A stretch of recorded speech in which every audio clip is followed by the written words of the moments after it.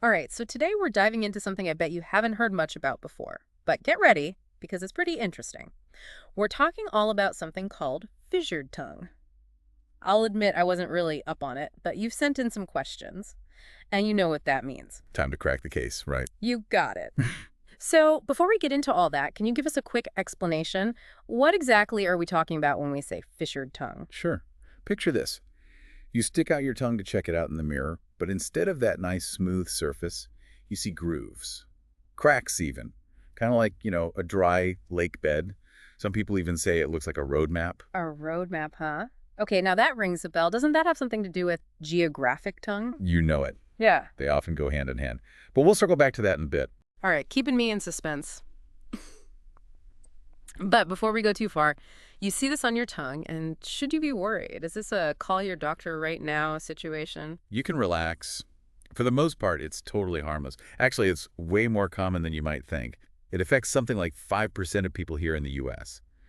And get this, it seems to be more common in men. Men and their tongues, always up to something. But seriously, 5%.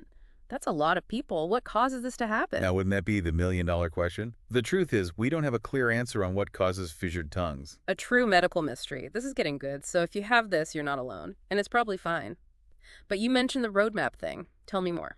Okay, so usually with a fissured tongue, there's this noticeable groove, runs right down the middle, and then you have these fissures, and they can be, really shallow or actually kind of deep. And, the number of them totally varies. Some folks have just a couple. Others, their tongues, well, let's just say they look like a whole network of cracks. It's kind of wild. Okay, I can only imagine what gets stuck in those deeper ones. Yeah, that's something to think about and something we'll definitely get into later when we talk about how to manage a fissured tongue. But you mentioned geographic tongue. So we talked about the roadmap thing, right? Mm. Well, sometimes, along with the fissures, you get these red patches on the surface of your tongue. Sometimes they're smooth, sometimes they're a little raised, often with a white border. But here's the thing. They move. Wait, hold on. They move. Right. As in, they actually move around on your tongue. Yep. Like watching continents drift, but in fast forward and on your tongue. That's why they call it geographic tongue. Those moving red patches look like, well, a map. That's incredible. And a little creepy, if I'm being honest. Okay, so many questions. But I'm guessing this is like the fissures themselves. We don't know why these patches move around either, right? You're 2 for 2. We haven't cracked that code yet. So we've got these fissures, we've got these patches moving around on your tongue. Like, honestly, how wild is that? But besides just how it looks, are there any other symptoms people should know about? For the most part, if you just have a fissured tongue, you might not even notice it symptom-wise. It's really more about how it looks. Geographic tongue, though? No, that's a different story. Some people, they get a little pain, burning sensation even, especially when they're eating. Oh, yeah. I can see that. Like, imagine going for some spicy food. Not sure I'd want my tongue looking like a world map at the same time. Probably not the best combo. Yeah. And that actually makes for a good transition. Yeah. Let's talk about managing a fissured tongue. Okay, because, yeah, it's usually harmless and all, but I'm still stuck on those fissures, especially the deep ones. Seems like things could get, kind of gross in there. Yeah, you're right to think that.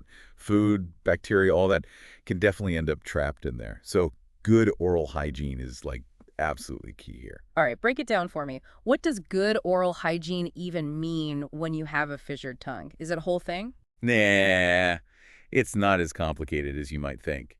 The biggest thing is just, being consistent and really thorough. Brushing, flossing, can't go wrong with those. But when you're brushing, don't forget your tongue. Give it a few good brushes, back to front, get anything stuck out of those fissures. Makes total sense. What about mouthwash? Is that something that helps in this situation? 100%. Mouthwash, especially one that's antibacterial, can really knock out the bacteria that cause odor, the kind that might be hanging out in the fissures. So it's not just about a dazzling smile. It's about, like, keeping the peace treaty in our mouths from falling apart. You got it. And speaking of what goes on in there, you know how people are always saying, you are what you eat. Mm-hmm. Turns out your tongue could actually be sending you signals about nutritional deficiencies. Whoa, okay, hold on. What do you mean? So it's not as common, but some vitamin deficiencies, especially ones in the B vitamin family, have been linked to, tongue issues, fissured tongue included. So if you're looking in the mirror and you're noticing something's up with your tongue, might be worth chatting with your doctor or a registered dietitian. They can run some tests, see if you're missing anything, and help you adjust your diet or get you on some supplements. So our tongues are like little messengers giving us hints about what's up with our bodies. So cool. It's amazing how everything's connected. It really is. We've talked about oral hygiene. We've talked about nutrition. Anything else people could do to keep things in check? What about those food triggers? Right, because some of us love our spicy food. Tell me we don't have to give it up completely. So we're talking food and fissured tongues, and I think the big question is, do I have to say goodbye to all things spicy? Asking for a friend. Well, good news for your friend. You don't have to ditch the spice completely. It really all depends, how your tongue handles it. Some people, they notice that spicy foods, even acidic things like, citrus fruits, tomatoes, they can make things a little uncomfortable. You might feel a burning sensation, that kind of thing. So pay attention and listen to your tongue, basically. Exactly. If you're noticing those warning signs, certain foods, set it off, cut back, maybe avoid them altogether. Solid advice.